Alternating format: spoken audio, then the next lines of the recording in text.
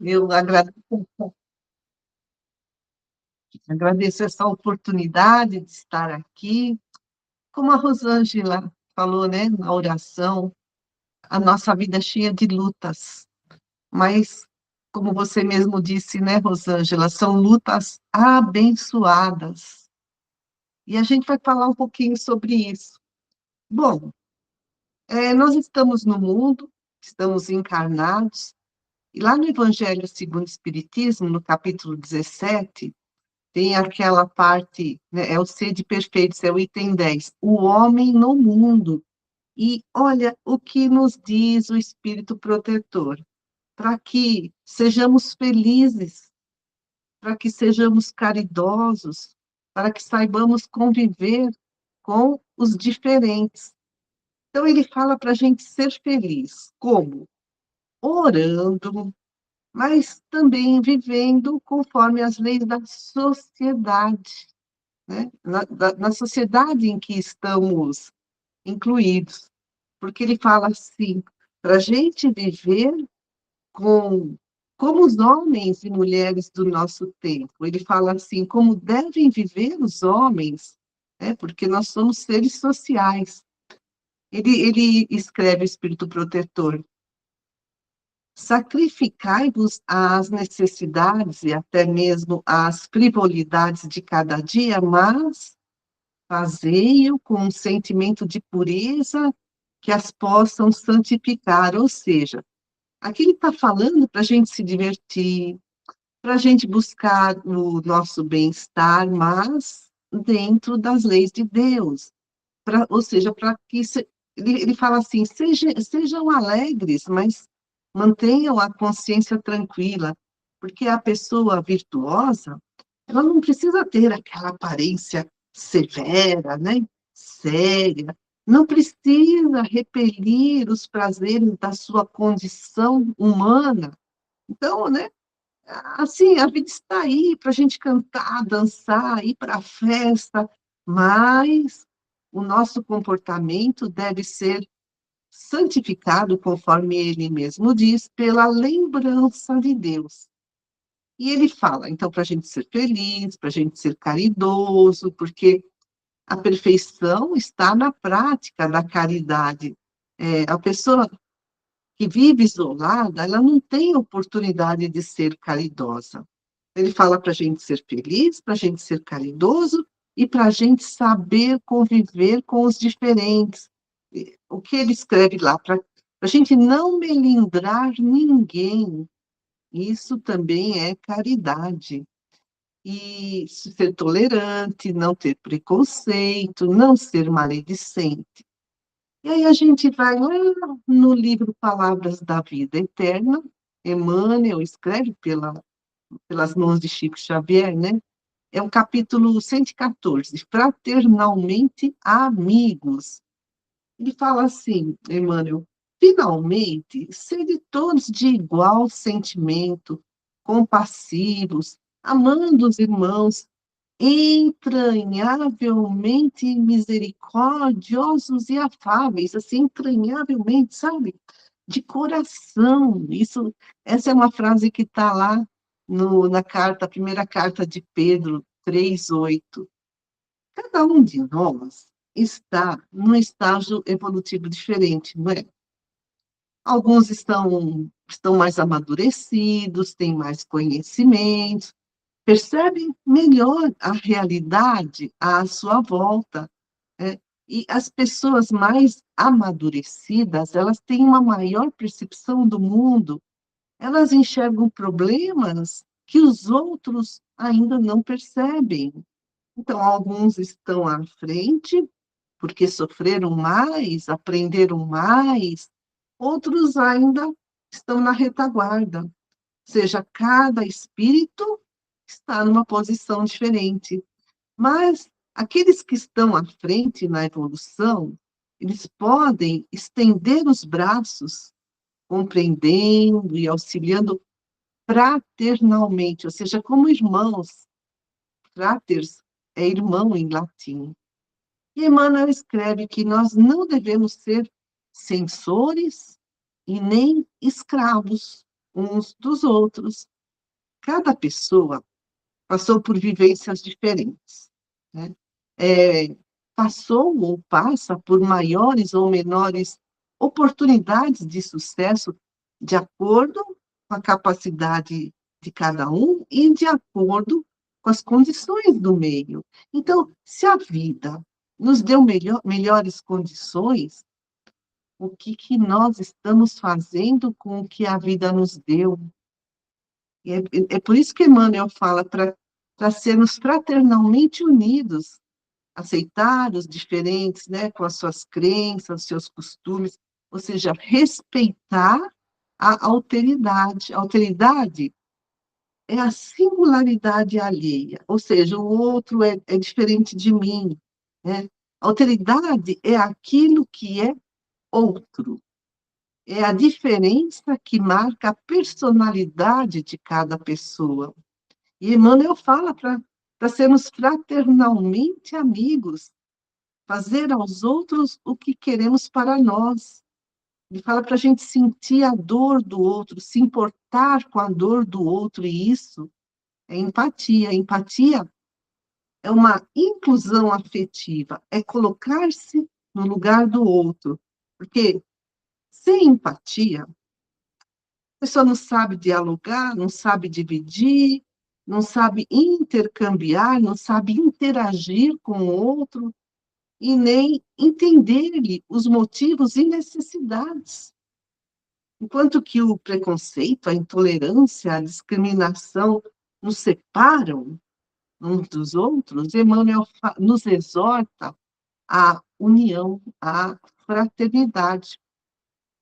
Para sermos fraternalmente amigos, então, nós precisamos amar, respeitar, perdoar o próximo.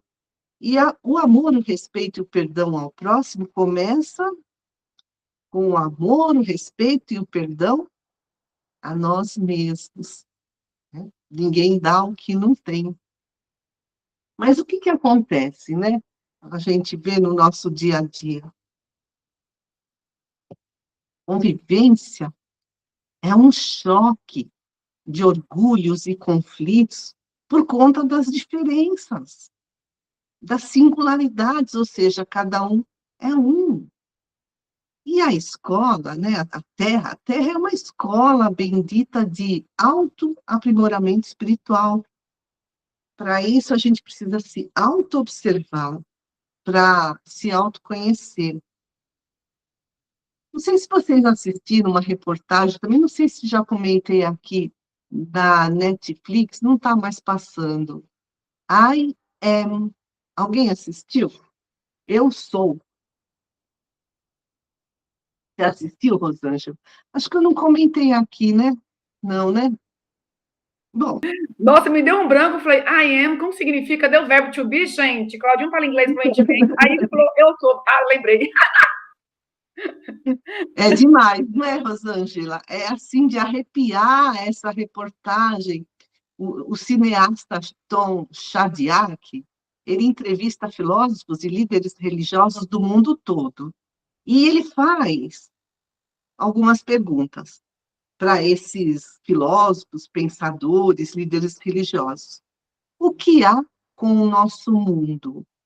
O que podemos fazer por ele, pelo nosso mundo?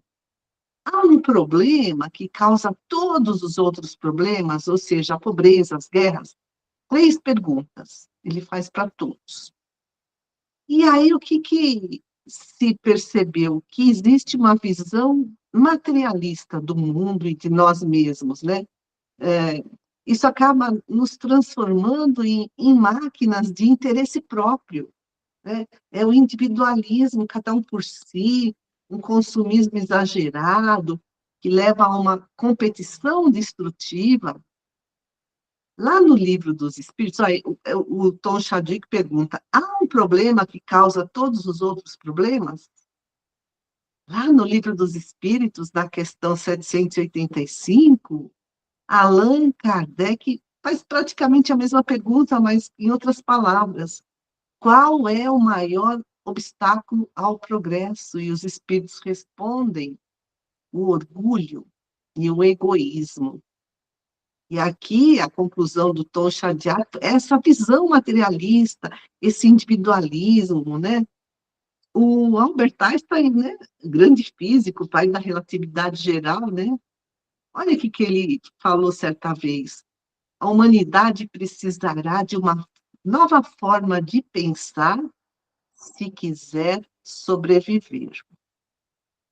E tem um escritor, Eckhart Tolle, ele é um conferencista alemão, um escritor que mora lá no Canadá e escreveu o livro O Poder do Silêncio, onde ele escreve: há realmente um tom de urgência, porque considero que a transformação da consciência humana não pode mais ser um luxo ao alcance de poucas pessoas, mas uma necessidade fundamental se quisermos que a humanidade não se destrua. Tom Hartman, ele é um escritor muito famoso lá nos Estados Unidos, e ele também escreve: acho que teremos que ter um choque após o outro antes de finalmente acordar como espécie, né? Todos somos irmãos, todos somos da mesma espécie, Homo sapiens. E a pandemia não foi um choque para acordar consciências? Bom, voltando à mensagem do Espírito Protetor, né, que está lá no Evangelho segundo o Espiritismo, o homem no mundo. Ele desmistifica essa ideia, né, que a gente precisa ser austero para ser considerada uma pessoa virtuosa. Isso é um alento, porque nós somos humanos. E a alegria, ela gera qualidade de vida, saúde física, saúde mental. Além disso, né, desmistifica essa ideia, né, que precisamos, né, fazer aquela cara assim, né, de autoridade, e também um alento de que a alegria faz parte da nossa vida e também nos faz o convite para que sejamos caridosos. No Evangelho segundo o Espiritismo, falando em caridade, né, no capítulo 13, item 9, tem na Instrução dos Espíritos, é a irmã Rosália, que traz uma mensagem cujo título é A Caridade Material e a Caridade Moral. E ela explica que toda religião tem dois preceitos. Preceito é recomendação. Que amemos uns aos outros e que façamos aos outros o que queremos que nos façam.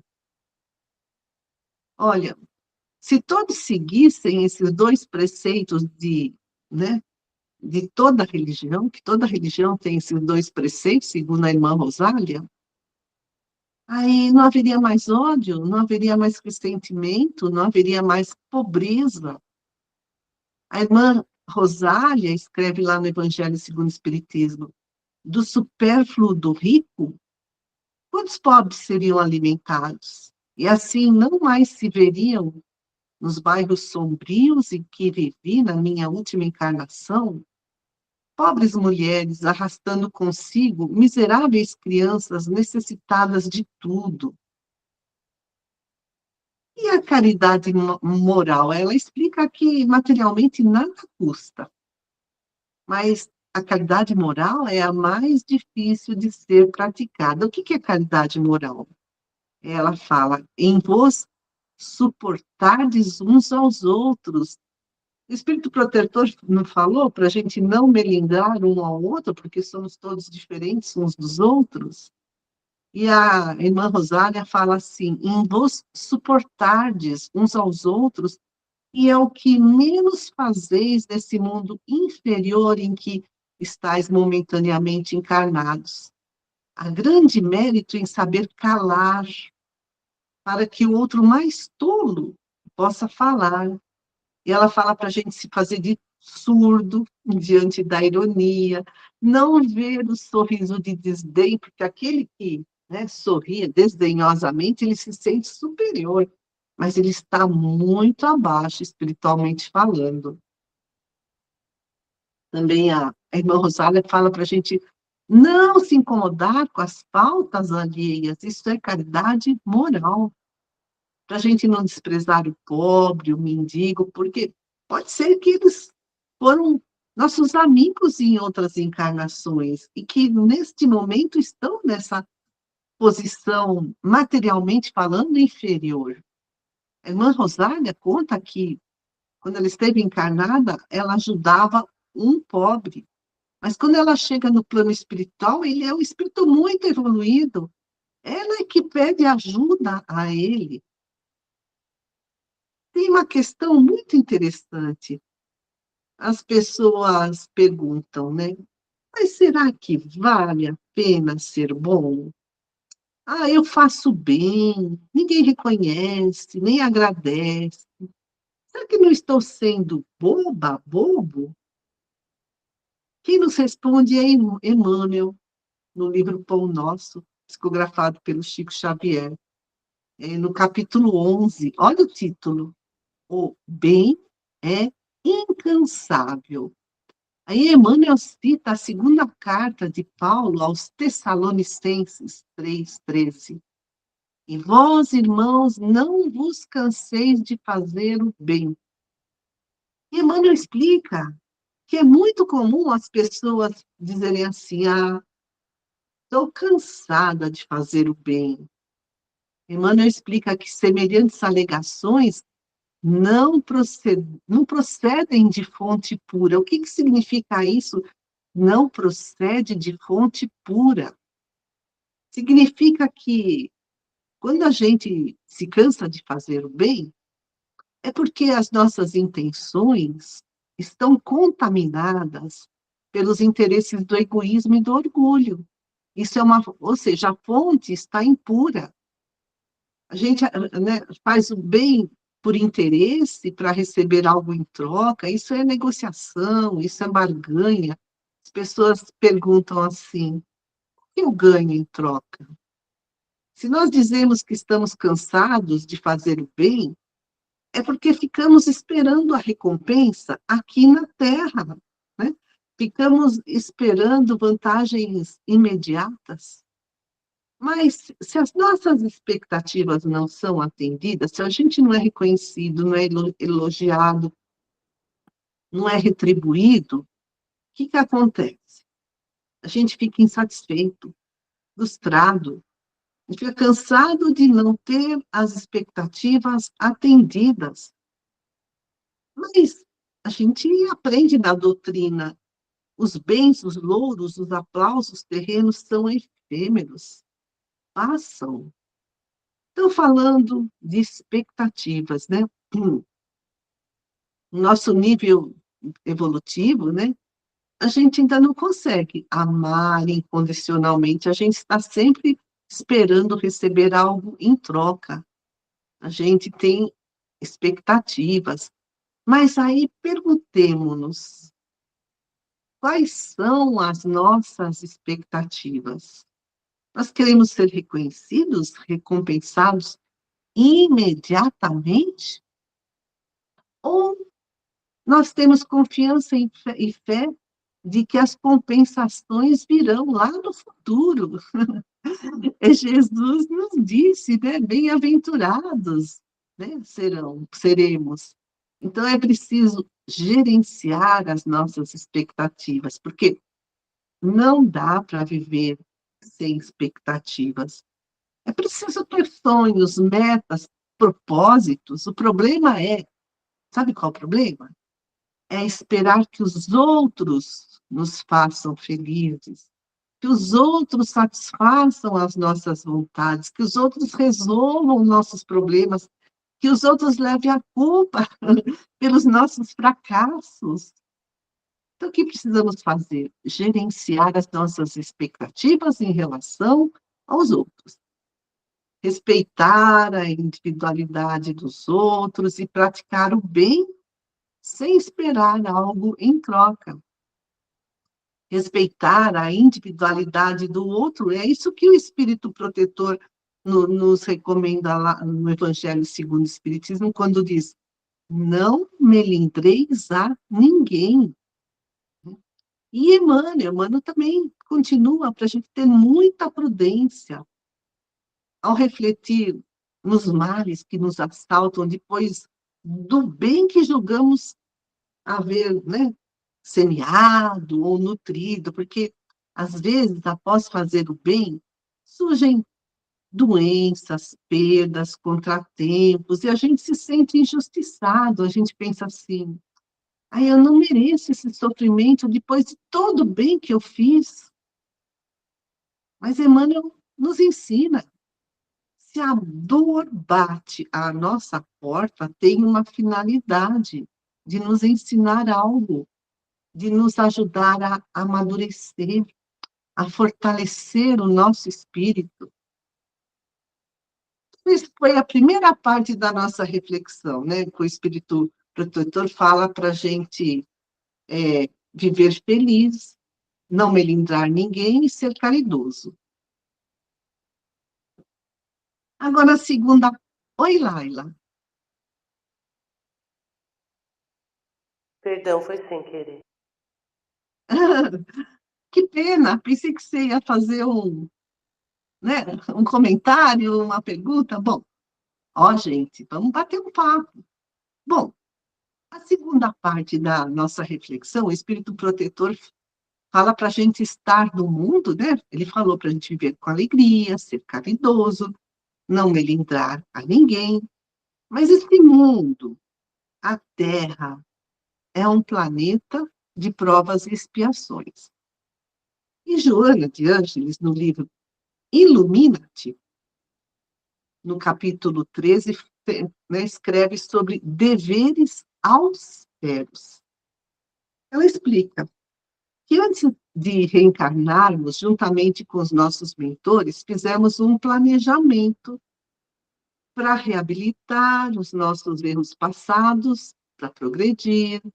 Nós fizemos um levantamento dos problemas que ficaram pendentes, né, ao longo das muitas encarnações passadas, e a gente, às vezes, até pede para reencarnar com os desafetos, e aí surgem os problemas familiares, as incompreensões, as dificuldades, as dores várias.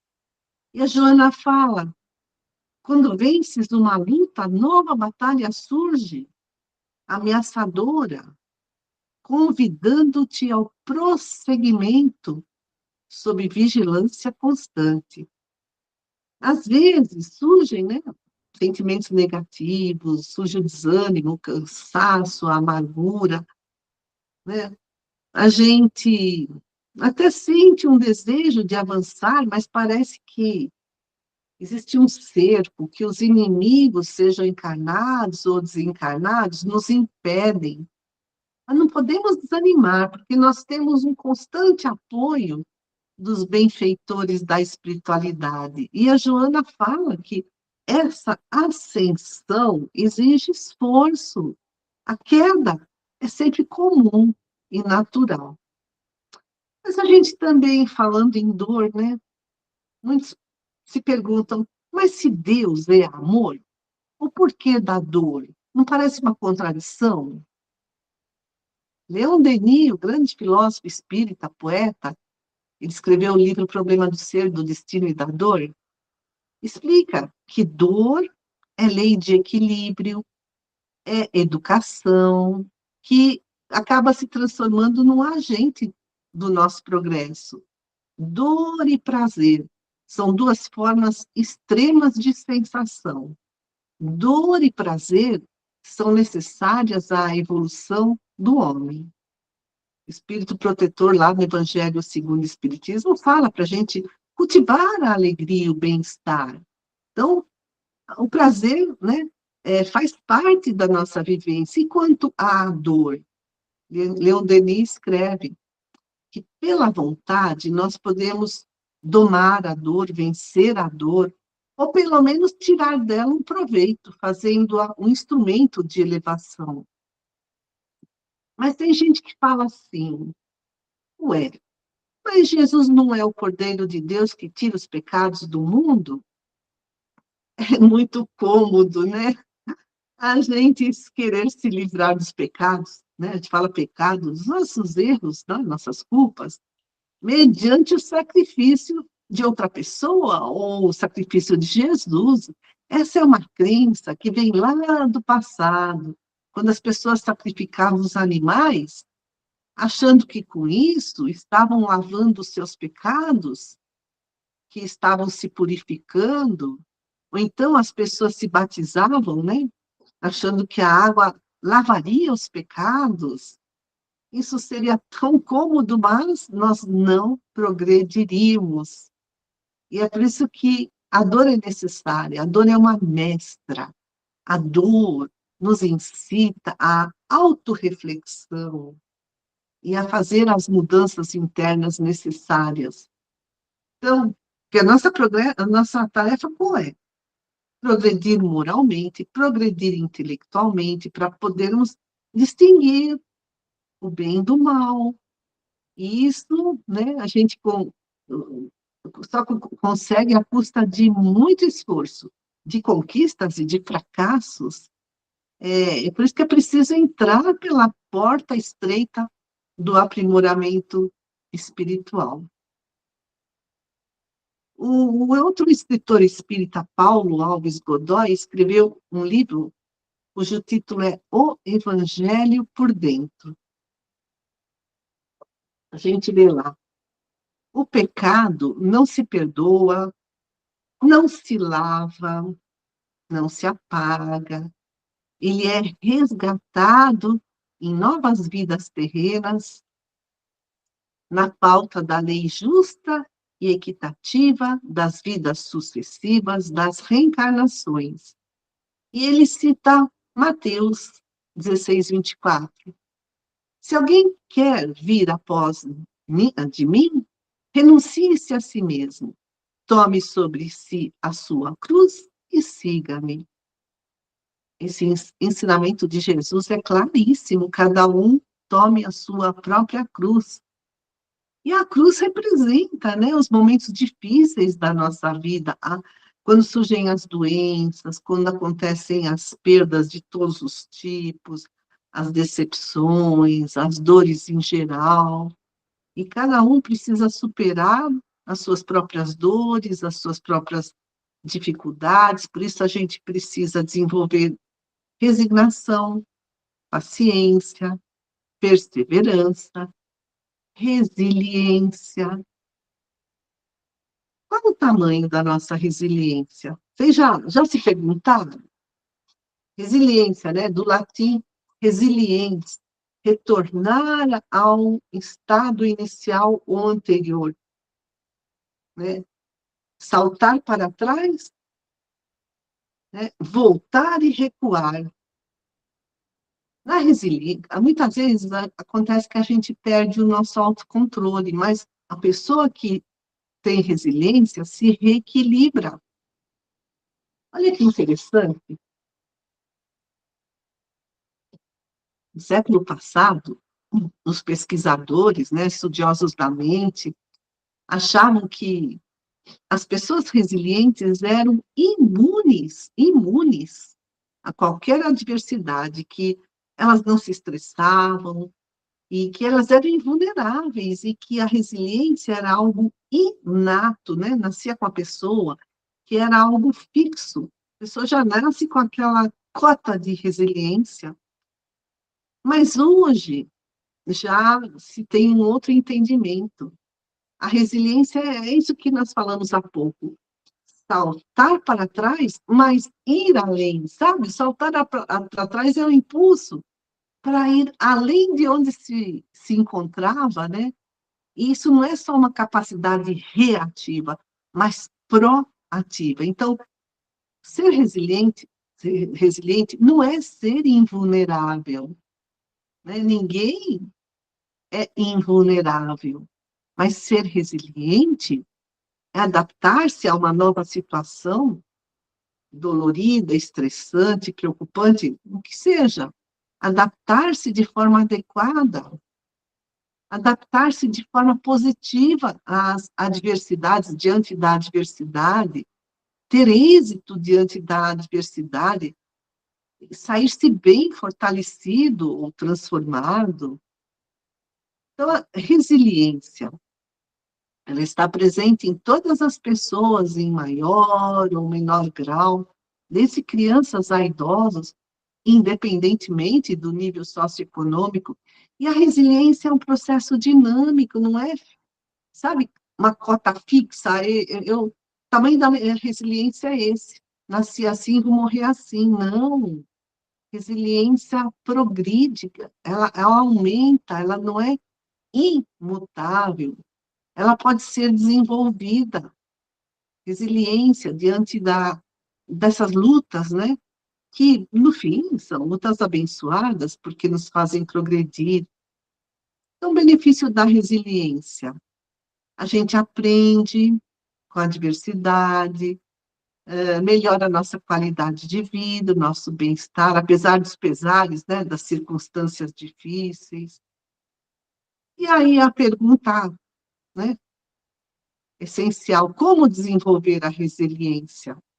Reconhecer que tudo muda, perceber que situações difíceis podem oferecer oportunidade de crescimento, desenvolver a espiritualidade, confiar, né, num ser supremo, numa força superior, em algo maior do que nós, né, algo transcendente, metafísico, confiar em Deus, para encontrar um sentido na nossa vida e entender que há um porquê e um para quê no sofrimento, crer na justiça e perfeição infinita do Criador, é só olhar a perfeição do universo, né? Fazer o que estiver ao nosso alcance, resignar-se diante do que está fora do nosso alcance, que às vezes a gente quer fazer algo que não estamos preparados ainda, né? É como a oração da serenidade. Senhor, dai-me serenidade para aceitar as coisas que não posso mudar, coragem para mudar o que posso, sabedoria para distinguir um do outro.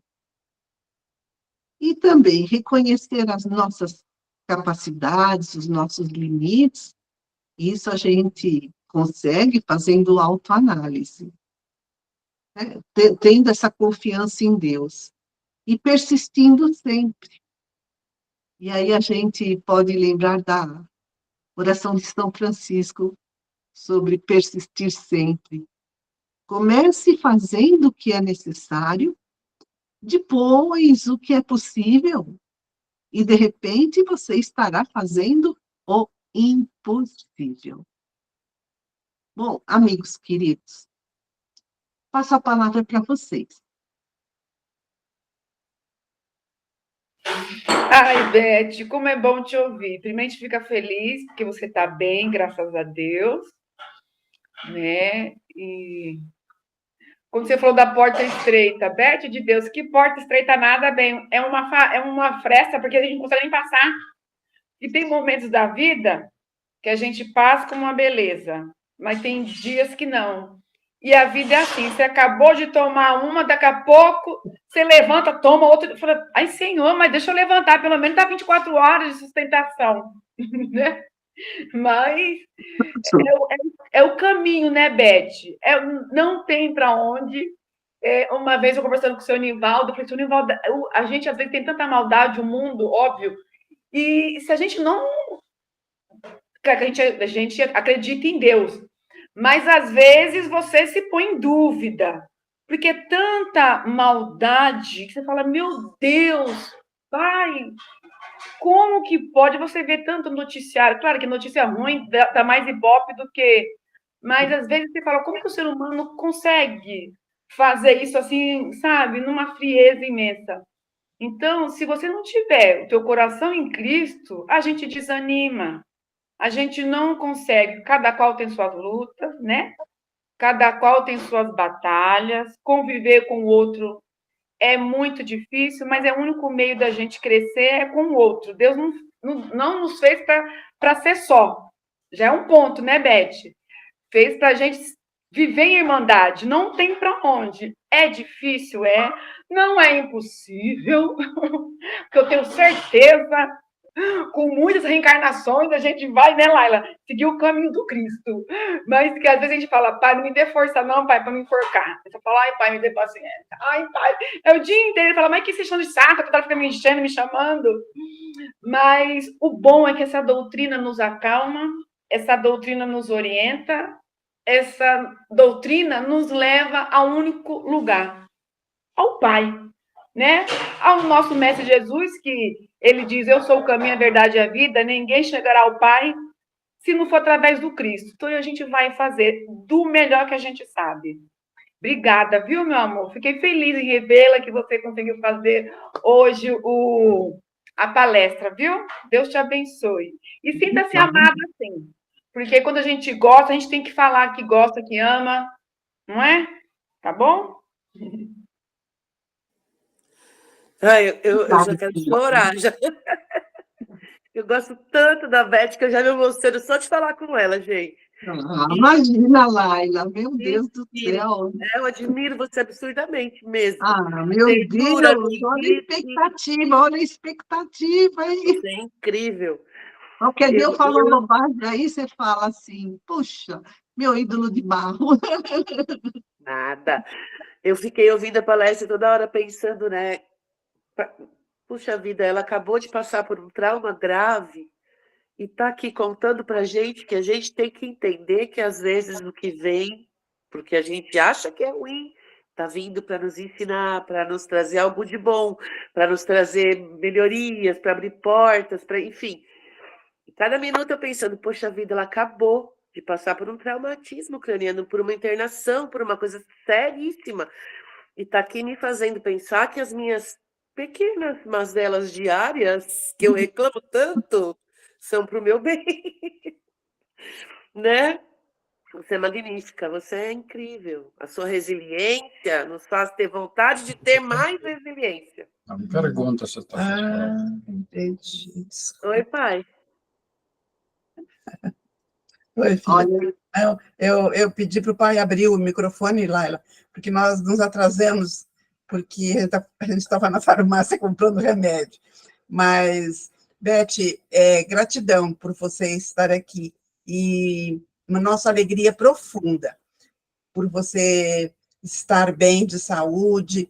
E eu só queria falar assim, cada situação que a gente vive, cada dificuldade, nos fortalece e nos incentiva a continuar esse trabalho maravilhoso que Deus colocou em nossas mãos, né? Que é fazer o bem, ajudar as pessoas, né?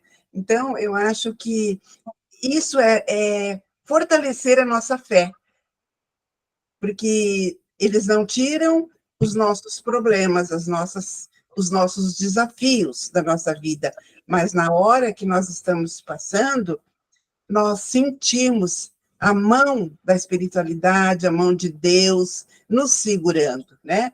Eu sou prova viva disso, quantas vezes, quantas situações nós passamos aqui em casa, familiar e tudo, de doença, de tudo, e só fortaleceu a nossa fé, só fortalece. Então, por isso que eu acho que vale a pena ser do bem. Eu sempre falo para as pessoas isso, vale a pena ser do bem, né? Claro que dificuldade todos vamos ter, porque estamos no mundo de prova e expiação, mas ter essa fé viva, essa fé raciocinada que nós temos, isso é bênção de Deus. Que Deus continue te abençoando muito, com muita saúde, muita paz. Que Deus te abençoe muito. Obrigada. A todos nós. Eu aprendi duas coisas, passando por essa situação, né? Primeiro, a gente não achar que é super-herói, porque eu e meu filho pegamos uma gripe violenta. Eu vou tomar chá com limão, vou fazer inalação, vou fazer banho nasal. Virou sinusite, virou tontura, virou tosse, do meu filho virou pneumonia. E daí, sabe, isso é teimosia. a gente fica doente, é melhor ir logo no médico para não piorar a situação. A gente, amanhã eu estou melhor, amanhã.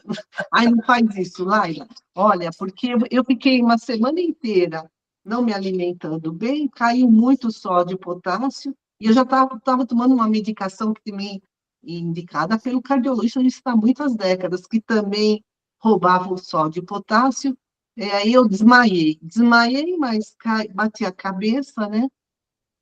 E fiquei lá desmaiada, mas essa foi a primeira lição.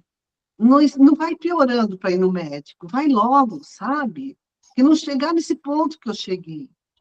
Aí, a outra coisa que eu aprendi é assim, nossa, eu recebi tanta ajuda aqui onde eu moro tem 4 apartamentos nesse andar, era domingo de madrugada, 1 hora da manhã.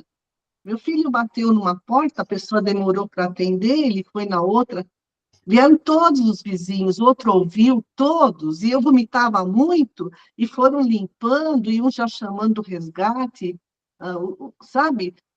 Eu achei incrível, vieram todos os vizinhos, eu não tenho, sim, aquela amizade, bom dia, boa tarde, nessas coisas, e a gente vê como a gente tem o socorro da espiritualidade, Merecimento, né, meu amor? não é? Merecimento, no Isso. caso aí, Tela. Não, tem gente boa no mundo. Aí os bombeiros, eles chegaram em 5 minutos daqui até o Hospital Brasil, que era assim, o meu filho disse que eles voaram, assim, e quando eu cheguei no hospital, o meu irmão já estava lá, o médico falou, olha, o bombeiro foi tão eficiente que ele fez todos os exames preliminares, meu filho disse que encheu de aparelho, assim, já foi comunicando com o hospital, quando o resgate chegou na rua do hospital, já tinha uma pessoa para pegar dados, chegando no hospital, a equipe de muitos médicos já me esperando direto para a tomografia, para o raio-x, e hoje eu fui buscar os exames, um monte de exame.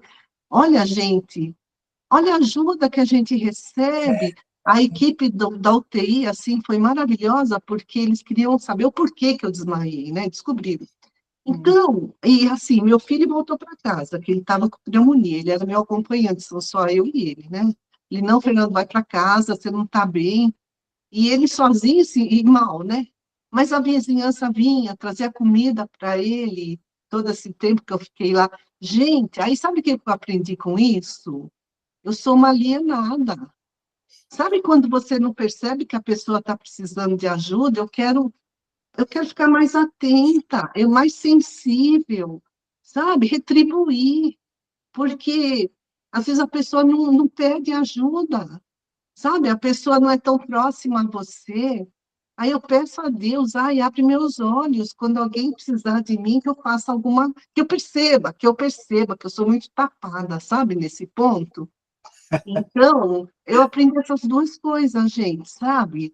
Que o mundo está cheio de sofrimento, tanta gente precisando de ajuda. Eu peço a Deus, ai meu Deus, abre meus olhos, me mostra o que eu posso fazer para ajudar, que eu não seja assim tão, sabe, alienada, encurujada, intocada. Então, sei lá, eu acho que aprendi alguma coisa. Mas você já é tão maravilhosa, os seus Não, vídeos na Laila, não internet, é sou, que você não não. tem noção do alcance que você tem. Os seus vídeos têm um alcance absurdo. Cada vídeo que você faz chega em milhares de casas, trazendo um alento que você não tem noção da maravilha que é cada vídeo que você posta. Assim, poucos minutos que a gente ouve, você traz um alento, um alívio, respostas. Porque você é um ser que estudou, que sabe o que está falando, que tem capacidade intelectual para resumir uma vida aí de experiências, junto com os livros que você lê, e nos traz respostas claríssimas para questões que às vezes ficam nos incomodando por décadas. Então, isso é melhor do que levar um bolo, às vezes, para um vizinho. Então, você não é tapada, você usa de uma outra maneira as suas maravilhas, né? São maravilhas que são usadas de uma outra maneira. Tem vizinho que pode ir ali ajudar a limpar o vômito, outro que pode ajudar a carregar, o outro que pode ajudar a abrir o portão, e tem aquele que pode responder perguntas cruciais na sua existência, que é você. A gente, quando a gente lê alguma coisa que fala, nossa, isso mudou o meu modo de ver a vida ou a mim mesma, parece que a gente tem que passar, né? Uma vez o Dr. Sérgio Felipe falou, tudo que você aprende, o conhecimento mínimo, que seja uma batata quente. Sabe aquela brincadeirinha? Batata que você joga? Se você segura, queima a mão. Então, nossa, aí, se fez bem para mim, pode fazer bem para alguém, né? Isso é que dá uma alegria, né? Uma alegria grande, que é a motivação, né? É um incentivo, né? É um grande incentivo para continuarmos a nossa tarefa bendita de amor. Ô, mãe, tem outra coisa também que eu acho que ela não tá se ligando aí muito. Todo o merecimento que ela teve para receber atendimento imediato de um bombeiro super especializado, de um bombeiro super proativo, né, de um pessoal do hospital que já estava esperando com proatividade também. Olha o caminho que foi se moldando para que tudo desse certo. Isso é para quem tem merecimento, né? Não é para qualquer um, não. Merecimento, meu bem. Não são todos, não. Mas a gente reza para que todos recebam isso também, né? É É nosso verdade. ideal, né? Depois que passa por uma situação assim, a gente começa a rezar pelas pessoas, pelas outras pessoas, porque eu passei uma situação também difícil quando quebrei a perna, mas também fui atendida assim, sabe? Fui muito bem atendida, mas demais, que até eu estranhava, de tão bem que eu passei, tanto que cuidaram de mim. Não tenho assim reclamação de ninguém. O hospital foi maravilhoso, as pessoas maravilhosas. Então, agora eu acho assim, aumenta a nossa responsabilidade, Beth, né? É isso mesmo. Aumenta a nossa responsabilidade com o bem, né? De fazer as coisas direito, de trabalhar direito, de fazer direito, não é? O trabalho do bem. Eu acho que aumenta a nossa responsabilidade. Deus é maravilhoso. E isso aumenta a nossa fé também. É que nem Emmanuel falou aqui, né? As pessoas que estão numa condição exterior melhor, têm um apoio social, têm um plano médico, que estão fazendo com isso, não é? Emmanuel falou aqui. É verdade. É O que assim. podem, né, fazer para o próximo, né? É, isso mesmo. Maravilha, maravilha. A gente só tem que agradecer a Deus, né? E obrigada pela essa palestra incrível. Eu que agradeço. Nossa, me sinto até sem graça. Obrigada, Beth. Eu que agradeço. Beth, você pode encerrar para a gente, meu amor, por favor? Sim.